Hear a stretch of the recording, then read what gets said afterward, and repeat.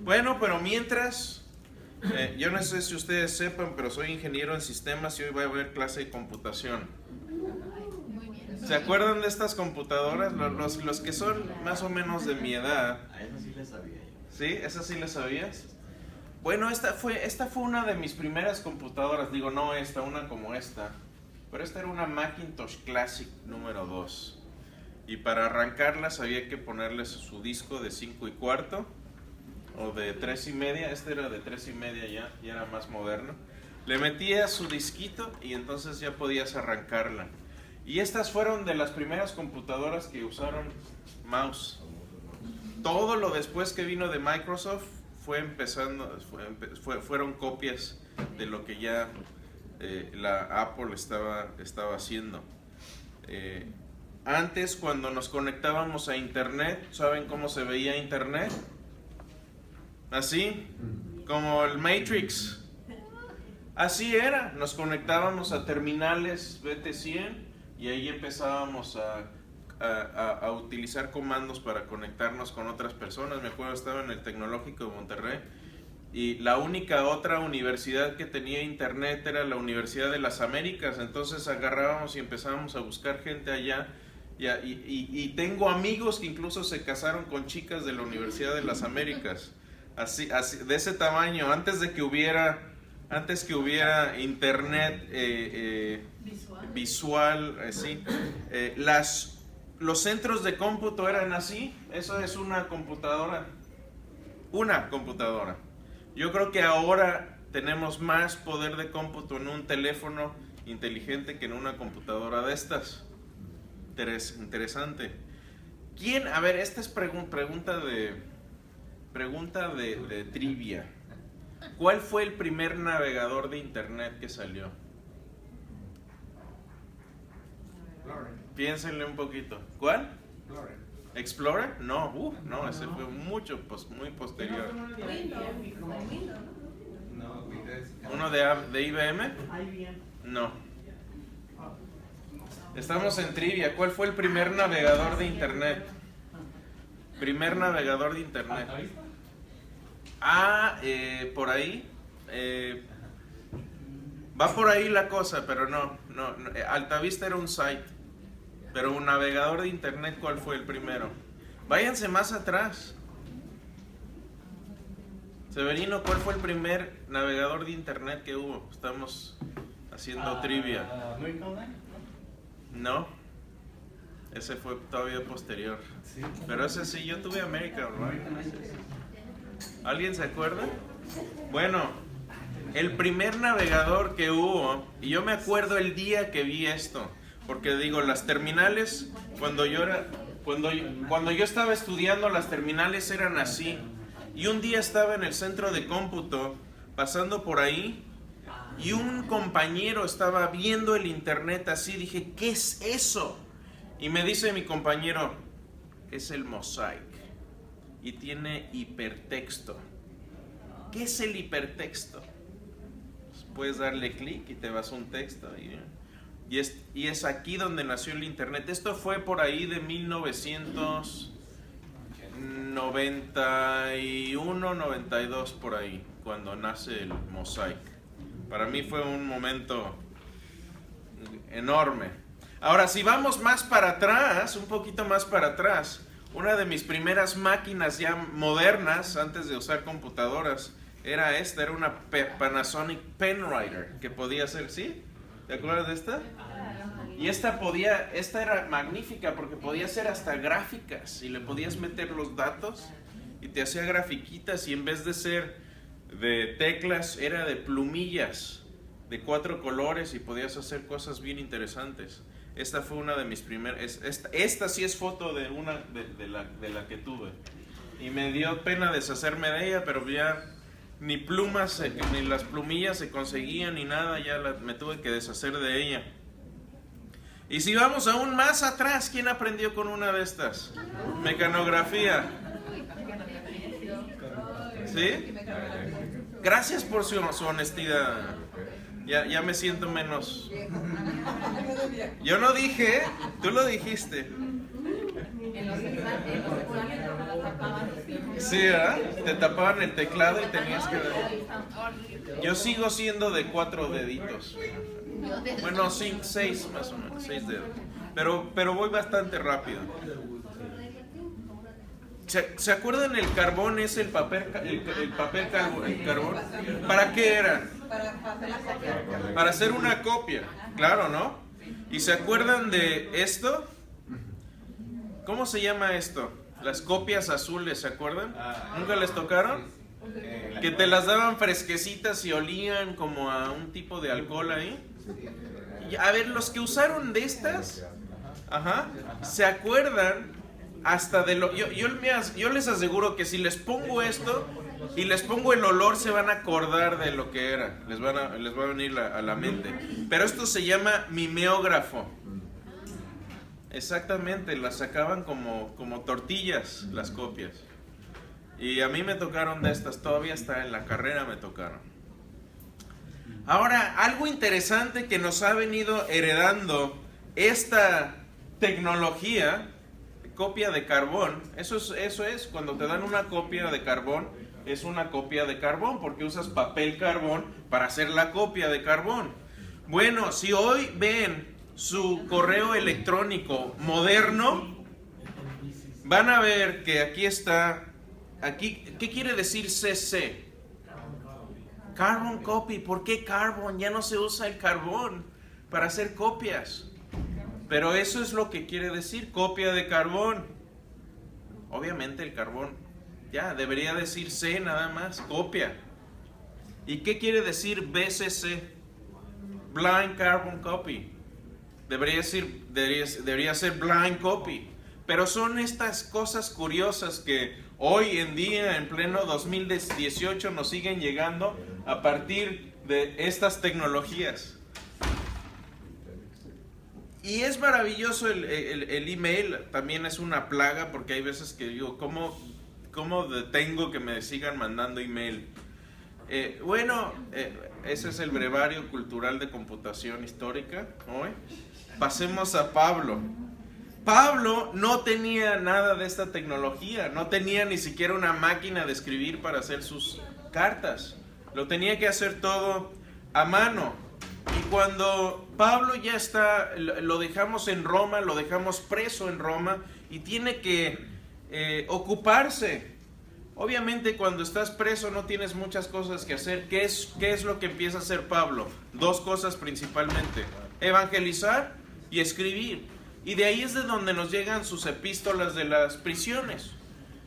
¿Cuáles fueron estas? La vez pasada vimos Filipenses. Esa es una de las epístolas de la prisión. Hoy vamos a ver otra de estas epístolas que escribe Pablo cuando está en Éfeso. Y si hacemos un poquito de historia de Éfeso, Éfeso era como Las Vegas modernas. Era la ciudad del pecado, de la perdición. Había ahí un templo de Artemisa donde estaban las cortesanas del templo o prostitutas del templo, como le quisiéramos llamar. Y había también este mismo templo, fungía como banco.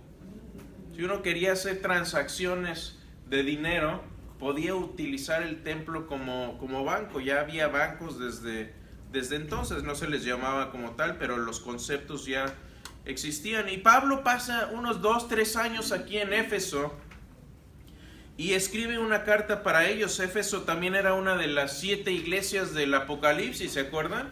Si van y recorran Apocalipsis, Éfeso es una de esas iglesias. Y entonces Pablo escribe a ellos.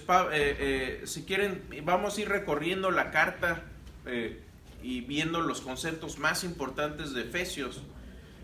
Pero si ven Efesios 1:1 dice: Pablo, apóstol de Cristo Jesús por la voluntad de Dios, a los santos y fieles en Cristo Jesús que están en Éfeso. Una nota aquí, me gustaría que si tienen varias versiones o varias traducciones de la Biblia, me gustaría que las vieran, porque la palabra aquí que están en Éfeso es una variante. Y les decía ahorita al principio que Terminando esta serie vamos a ver algunos temas selectos de apologética, vamos a ver algo de la traducción del texto bíblico y todo esto, que es una variante. Una variante, ustedes saben que tenemos muchas copias del Nuevo Testamento. La pregunta es, ¿son todas iguales? ¿Qué creen? ¿Eh? En esencia debería. En el significado, sí. No dichas de la misma manera. ¿Están escritas igual? ¿No? Bueno, vamos a meternos en ese chicharrón luego. Pero por lo pronto, si ven Efesios 1, esta palabra que están en Éfeso es una variante. Quiere decir que hay manuscritos que tienen las palabras que están en Éfeso y hay manuscritos que no lo tienen. Curiosamente, los manuscritos más antiguos, que tienden a ser los más confiables porque se acercan más al texto, no tienen la palabra que están en Éfeso. Y eso lo pueden ver en sus Biblias, pueden ver, hay veces que las Biblias, las traducciones tienen una notita al pie de página. ¿Y sí lo tiene? Scofield. ¿Sí? ¿Qué dice? ¿Qué dice la tuya? Él dice, aquí dice en la Biblia de Reina Valera, dice en Éfeso, pero las anotaciones de él dice que no fue mencionado Éfeso y probablemente haya sido para la Odisea y Éfeso. Ah, exactamente. Entonces, si lo trasladamos a términos modernos, esto sería una carta con un CC, carbon copy, a las demás iglesias alrededor. Entonces, esta no era una carta que nada más se le envió a Éfeso, sino que se le envió a las iglesias que estaban en el área de Asia Menor. Y habría sido la intención de Pablo que esta carta se circulara, se copiara y se enviara a los demás. No era así como que tomaban la carta y la leían y la hacían churro y la mandaban con la otra iglesia. No, hacían una copia para ellos quedarse con una y después la mandaban. Y así es como tenemos tantas copias del Nuevo Testamento. No era así como que, ya la leímos al fuego, ¿no? No, para ellos era algo preciado y lo guardaban y lo transmitían. Y así es como llega esta carta de Éfeso. Y lo curioso de Éfeso es que tenía una escuela de currieres. Había una profesión que era ser mensajero de correos. Usted podía ir a la escuela de mensajería en Éfeso, graduarse y ser un courier profesional. ¿Por qué? Porque Éfeso era un centro marítimo muy importante, era el paso obligado entre el este y el oeste. Llegaban barcos de Grecia, de Atenas y más allá del oeste, y era un paso obligado, siempre paraban por ahí para seguir. Entonces era un centro de comunicaciones muy importante, era un puerto importantísimo. Y Pablo, naturalmente, cuando está ahí, también puede escribir cartas y las cartas se transmiten. Ahora, recordemos que Pablo no estaba aquí cuando escribió, estaba en Roma y les está escribiendo a ellos. Pero naturalmente, para la iglesia en Éfeso o cualquier otra iglesia que estuviera ahí cerca, podría mandar mensajería fácilmente a otros lugares. Entonces, esto era muy importante para la transmisión del texto. Hechos 19:10 dice, todos los que habitaban en Asia, judíos y griegos, oyeron la palabra del Señor Jesús. Y esto es cuando Pablo estaba en Éfeso. Entonces, parte de esto era que Éfeso era un centro de comunicaciones en esta zona. Ahora, estas son una de las cosas que más me fascinan de la Biblia, pero que se nos pierden cuando lo vemos en la traducción en español. Alguien, déjenme, quisiera leer esto porque esto es... ¿Alguien tiene su Biblia ya lista por aquí? Ok. Vamos a hacer un experimento, pero te voy a pedir que del 13, versículo 13 al 14, vamos a leer del 13 al 14. Del primer capítulo. Ajá. Y dime cuando veas un punto y seguido o un punto y aparte. ¿Sí? Ajá. ¿Listo? Ok. Porque en el griego, este texto es un poco diferente de cómo se nos ve en el español. Y les voy a decir cuál es la gran diferencia. Adelante. En él también vosotros, habiendo oído la palabra de la verdad, el evangelio de nuestra salvación, y habiendo creído en él, fuiste sellados con el Espíritu Santo, la promesa, que es las arras de nuestra herencia hacia la redención de la posesión adquirida, para la alabanza de la gloria. ¿Hay punto ahí? Hay punto. En el griego no hay punto. Síguele, hermano. Eso va para el 15.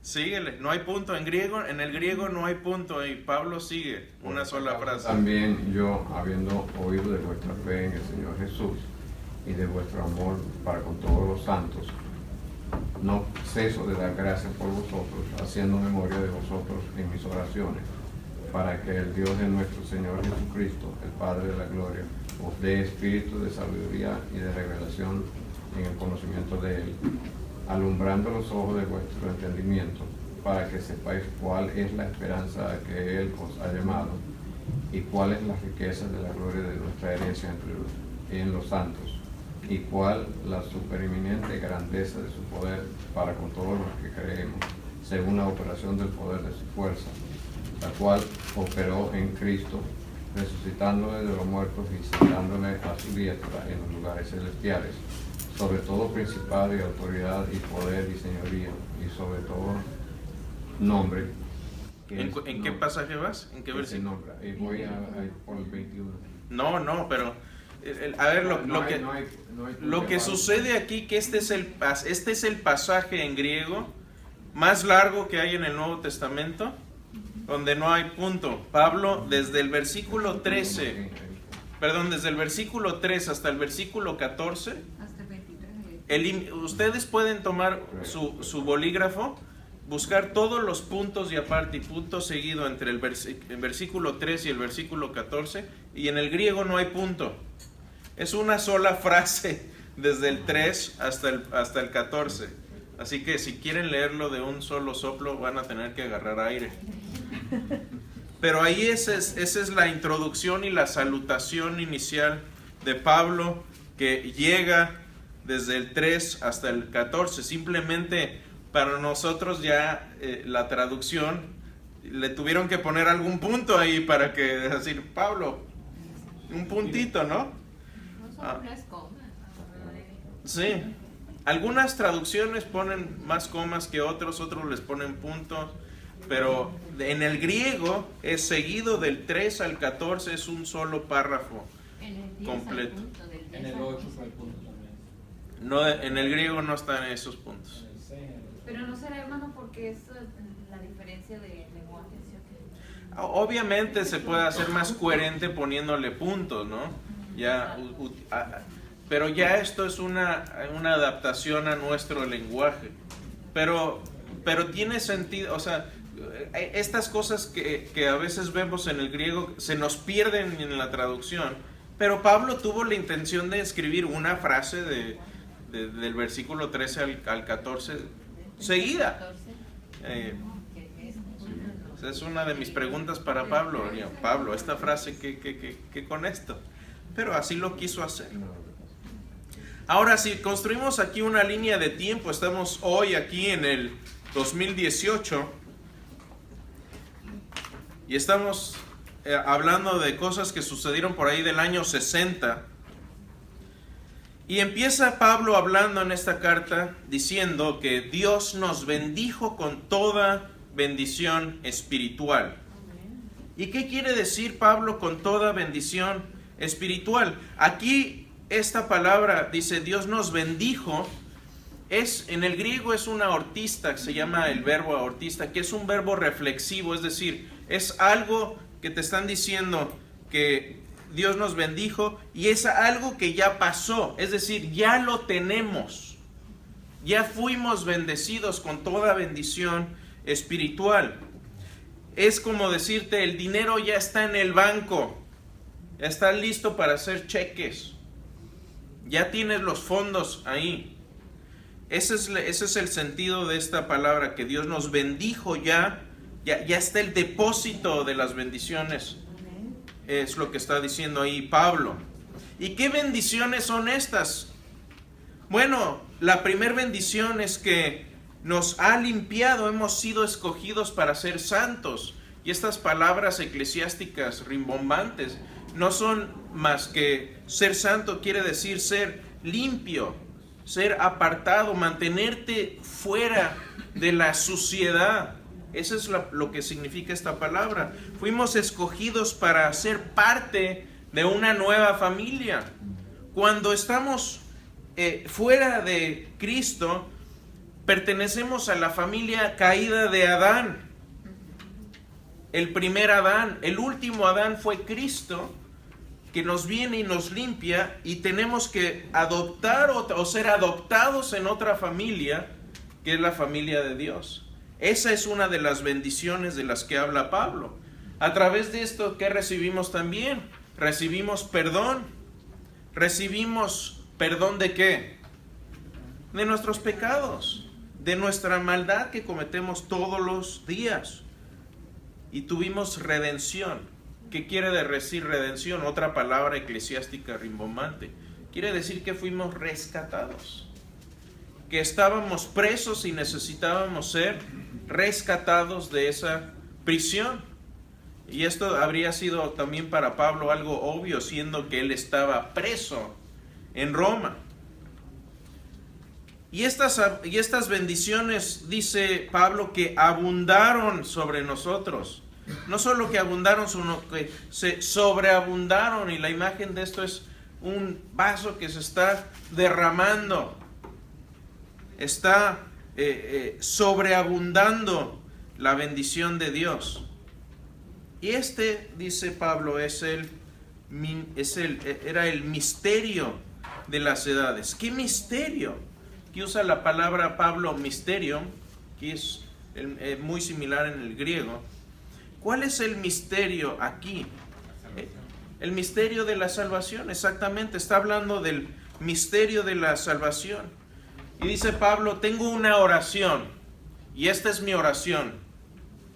Quiero que crezcan en sabiduría, en conocimiento, pero también en intimidad con Dios. No quiero que se les quede el conocimiento solamente en la cabeza. Quiero que este conocimiento sea algo para que les dé intimidad con Dios. Algo que les acerque a Dios. Esa es la riqueza de la vida cristiana. La riqueza de la vida no la vamos a encontrar en el dinero.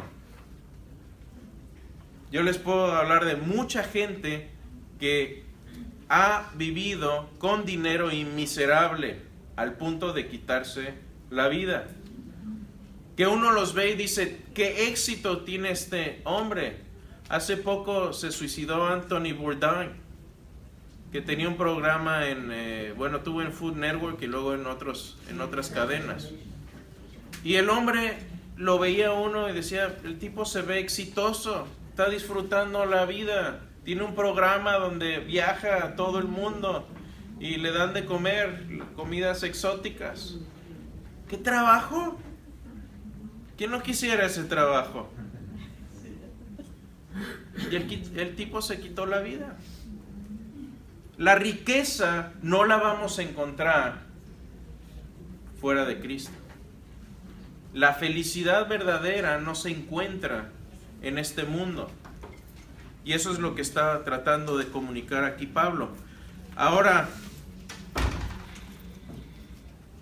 ¿qué es en lo que debemos enfocarnos? En un poder más grande. Y aquí habla Pablo de un poder súper eminente. Es decir, no es un poder grande o grandecito, o ni siquiera es enorme, es súper eminente. Está usando una palabra superlativo. Mi abuelo decía recontra jacarajícara.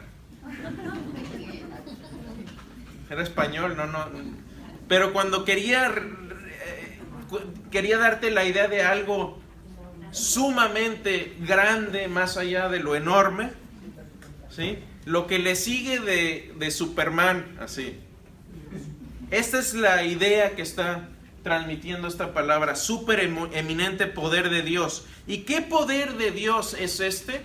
Es el mismo poder que levantó a Jesús de los muertos. Ese es el mismo poder que está operando en nosotros y el mismo poder que quiere Pablo que tengamos. Ahora, no quiere decir eso que todos vamos a ser ya diositos como algunos teólogos nos quieren hacer pensar hoy. No somos diositos. Somos personas caídas que han sido rescatadas, perdonadas y redimidas. Pero tenemos acceso a este poder, y el tener acceso a este poder quiere decir que así como vemos la resurrección, podemos ver la resurrección a través de un espejo, reflejándonos nosotros mismos y viendo hacia el futuro nuestra propia resurrección. No es fuerza nuestra, pero es fuerza de Dios que puede y que operará en nosotros en nuestra resurrección final. Y esta idea me encanta, la voy a leer, Efesios 1:20, desde el 19, dice: ese poder, este poder del que estamos hablando, es la fuerza grandiosa y eficaz que Dios ejerció en Cristo cuando le resucitó. Fíjense, es una fuerza grandiosa, tremendamente potente, y es eficaz, no falla. Y esa fuerza la ejerció Dios cuando resucitó a Cristo de entre los muertos y lo sentó en su derecha en las regiones celestes. Piensen en esto un poco. Cuando Jesús estaba vivo con sus discípulos, les dijo: el que esté conmigo le voy a dar a sentarse conmigo a la diestra del Padre.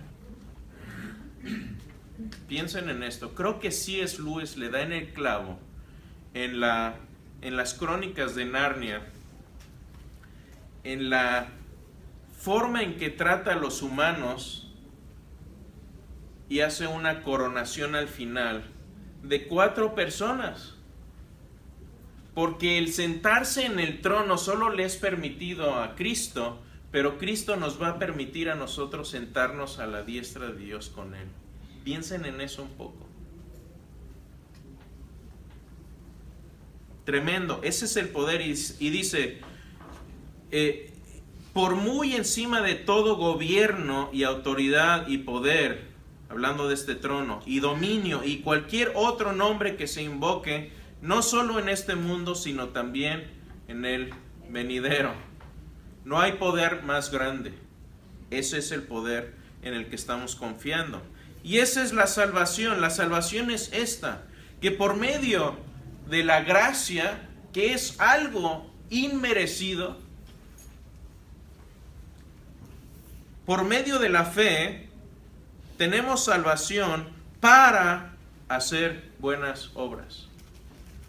Efesios 2, 8 y 9, ahí está. Esa es la salvación, esa es la forma en que opera la salvación. Algunos dicen, bueno, pero qué injusto que todos suframos por Adán, ¿yo qué culpa tengo? Bueno, por otro lado, ¿qué culpa tuvo Jesús de haber muerto por ti? El justo por los injustos. Es interesante cómo me gusta esa antítesis entre Jesús como el último Adán y Adán como el primer Adán, obviamente. Pero este es el poder de salvación y este es el mecanismo y es el mismo poder que operó en la resurrección que nos da la salvación, a fin de que esa enemistad que aparentemente hay entre los judíos y los gentiles se elimine, porque ya no hay judío, ya no hay gentil, sino que por medio de la reconciliación somos todos uno y tenemos así paz para con Dios. Somos reconciliados con Dios y somos todos uno con Dios. Y esto no es así como que Dios puso a una pareja en el jardín del Edén, comieron de la manzana, que no era manzana, era un fruto, No sabemos qué fruto habrá sido. Yo creo que era como una chirimoya o no sé, algo tremendamente, un chico zapote, no sé, algo, una manzana. Debe haber, ándale, una guanábana, algo así, ¿no? Pero dice que era hermoso. No, yo creo que veas eso y decías, ¿cómo no voy a comer esto? Pero no es así como que Dios estaba ahí viéndolos como ratas en laboratorio y de repente comen el fruto y dice Dios, ¡chin! ¿Ahora qué hago? Ya se me salieron del huacal, plan B. No, Dios nunca tuvo un plan B. Dios ya sabía que iban a pecar. Y yo les aseguro que no importa qué pareja hubiera puesto ahí, hubieran caído también. Es más, yo creo que yo hubiera llegado antes que Eva al árbol. Si somos honestos. De veras, seamos honestos. Luego hablo con ateos y dicen, ¿yo qué culpa tengo? Mira, para empezar, tú no eres condenado por el pecado de Adán, eres condenado por tu propio pecado. ¿Puedes dejar de pecar? Órale, no hay ningún problema, pero es la raíz que traes. Y díganme, ¿cuántos hijos no sufren por los padres? Y la lección cósmica de esto es, cuidado con el sexo. No es un juego, no es un juguete. Pero este fue el plan de Dios desde el principio, desde antes de la creación. Ya había un plan. Ya sabía Dios que íbamos a fallar, pero ya en su misericordia y en su conmiseración vio al humano y dijo, vale la pena salvarlos. ¿Los voy a forzar? No los voy a obligar. Si quieren algunos estar separados de mí por la eternidad, no hay ningún problema, yo no los voy a forzar. Y como decía C.S. Lewis, las puertas del infierno se cierran por dentro. Y eso, dice, no es que se me haya salido el problema de las manos, todo estaba perfectamente calculado desde antes de la fundación del mundo. Ahora Pablo ora y dice, oro de rodillas por ustedes. ¿Por qué oro? Para que puedan entender el amor de Dios. A veces no lo entendemos. No entendemos la magnitud de nuestra maldad y la magnitud del amor y del perdón de Dios. Y fíjense, no podemos entender uno sin el otro. Si no entiendes de lo que te ha salvado Dios, no vas a poder apreciar su amor y su cariño. Por eso el cristianismo empieza con las malas noticias. Porque si no entiendes las malas noticias y no entiendes de qué necesitas ser salvo, entonces no necesitas salvación. Y si te dicen Dios te ama, dices, pues claro, lo merezco, soy el mejor del mundo. Qué lindo soy, qué bonito soy, cuánto me quiero. Y Dios debe quererme, ¿por qué no? Pero cuando entendemos la profunda depravación humana, es ahí donde decimos, wow, Dios quiso salvarme a mí que no lo merecía. Ahora, no quiere decir que nos vamos a tratar todos como basura. Tampoco. El punto de esto es que el ser humano está hecho a imagen de Dios. Y Dios tuvo compasión de nosotros y dijo, voy a mandar un Salvador. Así que quiero que entiendan esto. Pablo dice, entiendan el amor de Dios, que entiendan su altura, que entiendan su anchura, que entiendan su profundidad y la grandeza excelsa, más allá y más abundante de lo que puede ser excesivamente amoroso de parte de Dios. Es lo que quiero que entiendan. Ese es el propósito de mi oración. ¿Cómo viviremos entonces? ¿Vamos a vivir en la suciedad? Ya que tenemos estas bendiciones, ¿cómo vivir? ¿Cómo caminar cada día? Y recuerden que estábamos sucios, pero nos limpió. Nos hizo parte de una nueva familia, la familia de Dios. Y hizo que sobreabundara en nosotros esta gracia, nos dio salvación por medio de la resurrección, Y esto fue el plan desde entonces, desde el principio. ¿Cómo vamos a vivir entonces? Seamos limpios, seamos parte de una familia. A ver, yo no concibo como algunos dicen, no, yo sí creo en Dios y creo en Jesús, pero yo aquí en mi casa, aquí vi el servicio de mi casa. No me interesa juntarme con otros. Yo no entiendo. Yo no entiendo cuando vengan las luchas en la vida, las luchas con tu carne, los problemas, ¿cómo la vas a armar solo? Yo no entiendo. Necesitamos ser parte de esta familia, porque cuando vengan tiempos difíciles vas a tener 1, 2 o 3 o 4 o 5 o 10 al lado que te ayuden. Yo quiero esa ayuda cuando esté en problemas. Me ha ayudado cuando lo he estado. Te redimió, te dio abundancia. Por lo tanto, seamos uno. Seamos uno en qué? Uno en fe. Seamos uno con Dios. Seamos uno en cuerpo, una esperanza, un espíritu, con un Padre, con un Señor, en un bautismo. Tengamos unidad. ¿Por qué? No quiere decir que vamos a ser todos iguales o vamos a ser como robots o como galletitas que se cortan con el mismo molde. Hay diferencias en los ministerios. Algunos son evangelistas, otros son profetas, otros son maestros, otros son apóstoles, otros son pastores, pero todos somos parte de un mismo cuerpo, de una misma iglesia. Tenemos que poner a trabajar esos dones unos para otros. Si tú eres bueno para orar y yo no, enséñame, ayúdame a orar, ora por mí. Si tú eres buen maestro y yo no, enséñame, ayúdame a enseñar cómo enseñar a otros, etcétera, etcétera. Por otro lado, seamos honestos. Cuidado con lo que hablamos, con lo que decimos. ¿Qué tipo de palabras salen de nuestra boca? ¿Son palabras honestas o palabras deshonestas? Cuando tenemos la oportunidad, ¿chismeamos o no? Cuando tenemos la oportunidad de decir algo bueno de una persona, ¿lo decimos o no? ¿Somos agradecidos o malagradecidos? Cuando recibimos algo que recibimos un presente, por cierto, quiero decir en público, por ahí me regalaron algunas cosas muy padres, no sé quién fue, me regalaron una playera, me regalaron una cartera y no me pusieron la tarjetita del Día del Padre. Quien haya sido, se lo agradezco aquí en público, pero de veras, Pablo dice, seamos también agradecidos, seamos honestos, no pequemos con nuestro enojo.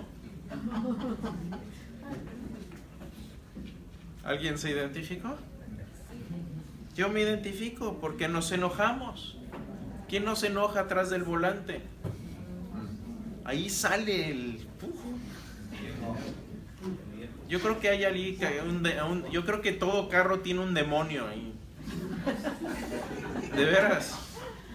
El demonio del carro, y te subes y ¡pum! Ahí no sé qué pasa. Pero cuidado con nuestro enojo. ¿Cómo tratas a los demás? Porque luego, ¿saben qué nos pasa? Uy, con los de afuera somos bien amables. ¿Y con los de nuestra casa? Con los que más deberíamos ser amables, luego somos los menos amorosos, los menos pacientes. Cuidado. No digas malas palabras. ¿Alguien vio estas caricaturas de Vulgarcito? ¿No? Así se llamaba, Vulgarcito. Pero tengamos cuidado con lo que hablamos. Y aquí malas palabras no. A ver, las palabras tienen significado según el significado que les demos. Y aquí yo estoy seguro que han tenido conversaciones con otros hermanos latinos de otros países, pero hay palabras que en México, que ustedes me dicen, uy, es que este hermano es un tal por cual. Y yo, pues, ¿qué quiere decir eso? No, para mí no significa absolutamente nada malo. Y para otros quiere decir, es la cosa más tremenda. Y me dan ganas de decir algunas, pero no quiero, porque luego me van a regañar. Porque sé qué quieren decir.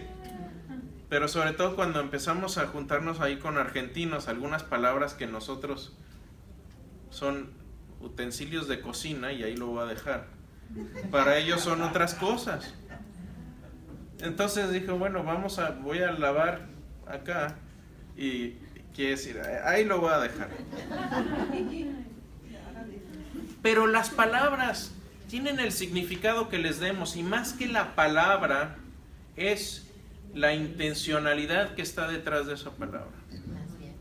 Sí, ese es el problema. A mí no me da shock si dicen alguna palabrota, si la dicen graciosamente o no sé, depende mucho del contexto, obviamente, pero cuidado con lo que decimos, porque podemos hablar con toda propiedad y estar destruyendo la reputación de una persona sin tener que decir una palabra altisonante. Eso es más dañino que una grosería como lo conocemos comúnmente. Sean benignos unos con otros, misericordiosos, perdonándose. Estas son mis hijas, no siempre están así. ¿Sí? A veces están peleando. Seamos benignos unos con otros, misericordiosos, perdonándonos. ¿Por qué? Porque Dios nos perdonó a nosotros. ¿Por qué debemos perdonar lo imperdonable en los demás? Porque Dios perdonó lo imperdonable en nosotros. Eso es muy difícil. Que cuando alguien te ha dañado, la reacción natural es ojo por ojo. Me la debes y me la vas a pagar. Todas juntas. Con intereses. ¿Sí? Pero lo que dice Pablo es, no, perdónense, tengan misericordia. Ahora, ¿saben qué? Despierten y caminen en la luz. No se intoxiquen con alcohol, sino intoxíquense con Dios, no con vino. Este es otro tema controversial. Y aquí no me refiero a abstencionismo, aunque a lo mejor me meto en problemas, no importa. Pero lo que se refiere aquí es a tratar de llenar un vacío espiritual que tienes por medio de el alcohol. Y aquí puede ser alcohol, puede ser drogas y puede ser otras cosas también. Ir al shopping. Hay gente que es adicta al shopping. Entonces, cuidado con lo que metemos en nuestro cuerpo, en nuestra mente. Y tengo un artículo que escribió el Dr. Clay Jones que habla un poco de esto, pero yo no entiendo cómo puede vivir mucha gente en el mundo sabiendo cómo es este mundo de trágico. Y este profesor nos decía, y lo he dicho aquí varias veces, pero esta es la realidad de todos nosotros, y no nos gusta hablar de esto. Y tratamos de esconder el sol con un dedo, pero la realidad es esta, es que tú y yo vamos a morir de accidente, enfermedad o asesinato, y vamos a ver a todos nuestros seres más queridos morir de enfermedad, asesinato o accidente, al menos que nosotros muramos antes de una de esas tres. Es deprimente el escenario.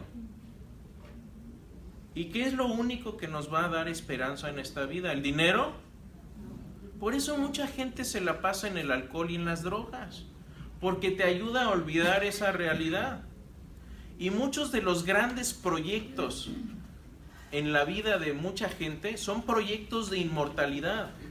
Son proyectos de ver cómo voy a dejar mi legado en esta tierra después de que ya no esté yo. Es para llenar ese vacío. Pero el único vacío que va a poder llenar tu vida va a ser Cristo.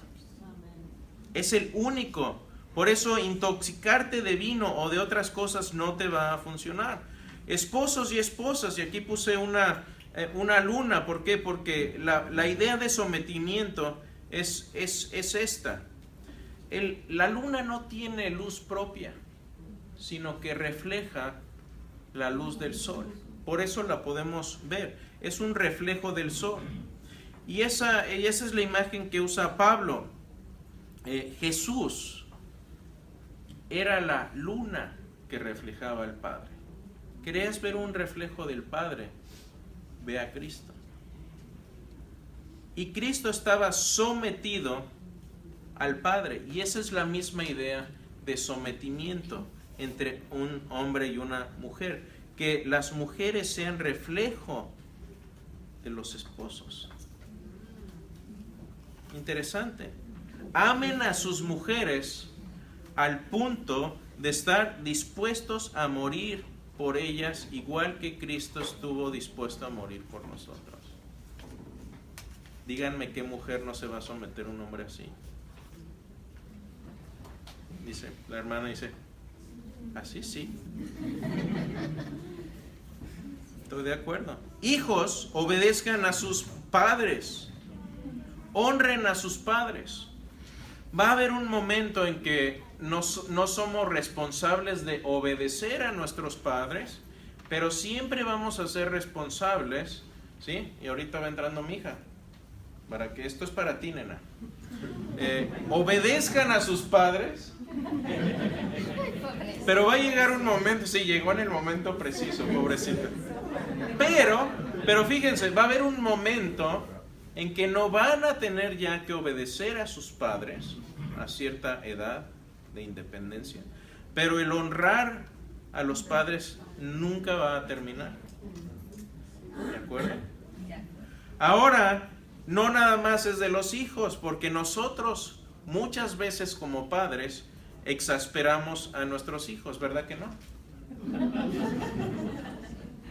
Exasperamos a nuestros hijos. Los hacemos enojar, los tratamos de maneras ásperas. No somos tiernos y cariñosos con ellos, no los comprendemos. Ya nomás escuchó ese. Ajá. Era lo más importante de nuestro. Dios nos trata con amor y con disciplina, y tenemos que tener un equilibrio en eso. Y así es como debemos tratar a nuestros hijos. No puede ser puro palo o pura azúcar, porque los dos van a dañar, uno en extremo, el otro en extremo lo va a dañar. Hay gente que se pasa de cariño con los hijos, que está bien darles cariño, pero hay que darles también disciplina. Y si se nos va el equilibrio en eso, que es muy difícil de guardar, ahí tenemos hijos con problemas. Y es muy difícil guardar ese equilibrio, lo admito, como padre lo admito.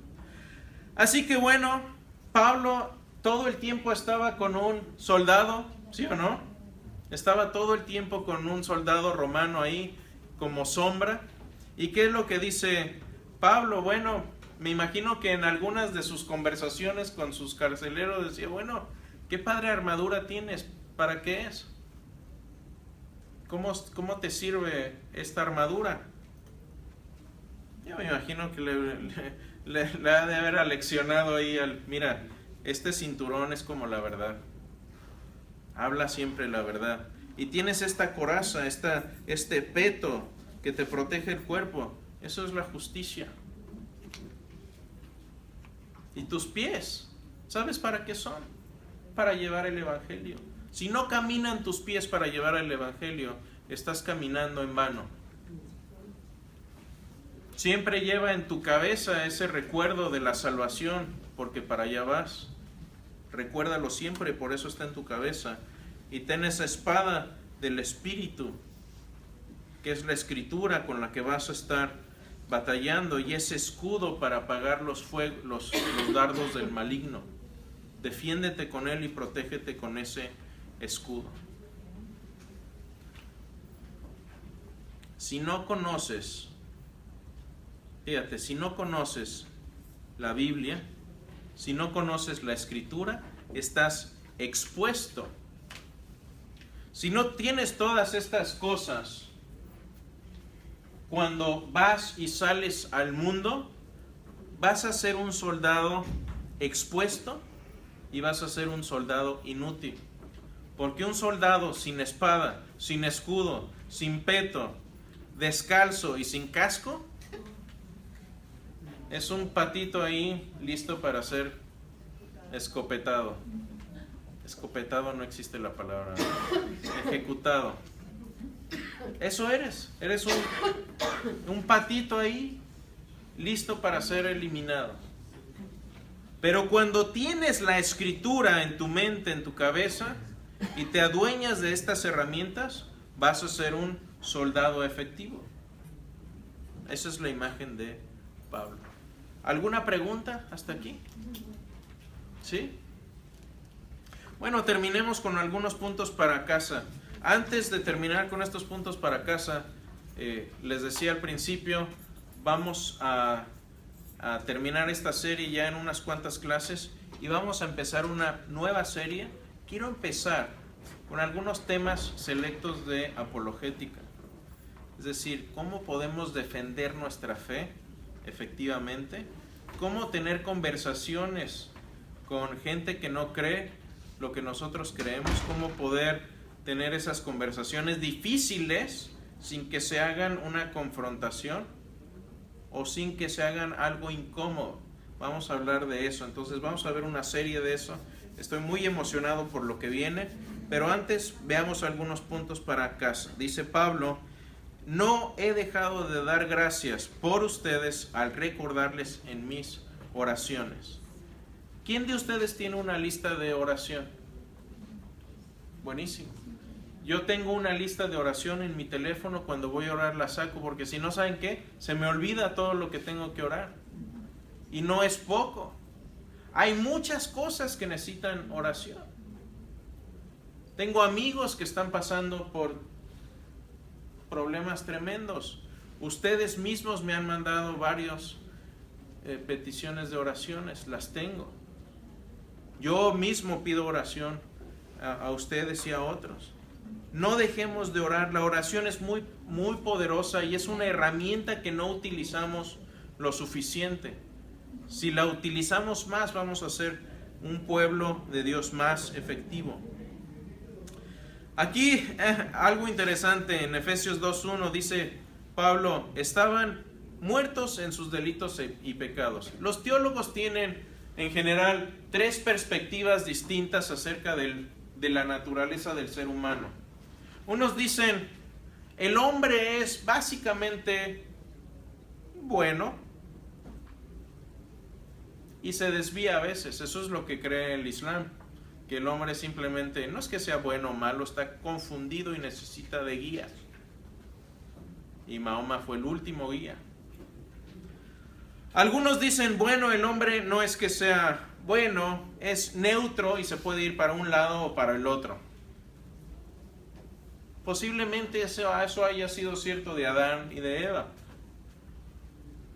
Pero Pablo tiene otra perspectiva y Pablo dice, no es que están bien, no es que están malitos, no es que están enfermos, están muertos. Necesitan una resurrección. Ese es el grado en el que estamos. No es que tienes un resfriado, es que estás más frío que un hielo de highball. Estás frío y necesitas una resurrección. Necesitas ser parte de esa familia de Dios y necesitas ser inspirado por el Espíritu de Dios para resucitar. Esa es la forma en que Pablo nos dice que es la naturaleza del hombre fuera de Cristo. Ustedes estaban muertos ¿en qué? Delitos y pecados. Ahí están las malas noticias. ¿Se queda todo en malas noticias? No. Es lo bueno del cristianismo. Tenemos una salida, tenemos un Salvador, un Redentor que vino a arreglar este problema y nos vino a dar salvación, vida eterna por medio de la resurrección. Tomémosla y adueñémonos de eso. Y finalmente dice, por lo tanto, imiten a Dios camina con el Padre Celestial. No es bueno que estés solo, no te sientas solo. Puedes caminar al lado del Padre, vas a tener gente que esté contigo, por eso necesitas ser parte de una familia, necesitas ser parte de la familia de Dios y necesitas caminar con el Padre. Necesitamos imitarlo. Mientras más nos acerquemos a imitar al Padre, más felices vamos a ser. Y no va a ser porque tengamos más o menos dinero. Va a ser porque entonces vamos a estar llenando el espíritu, el vacío que tenemos en nuestro espíritu, y vamos a estar llenando la necesidad más grande que tenemos, que es relacionarnos con nuestro Creador. Ahí es cuando vamos a empezar realmente a ser felices.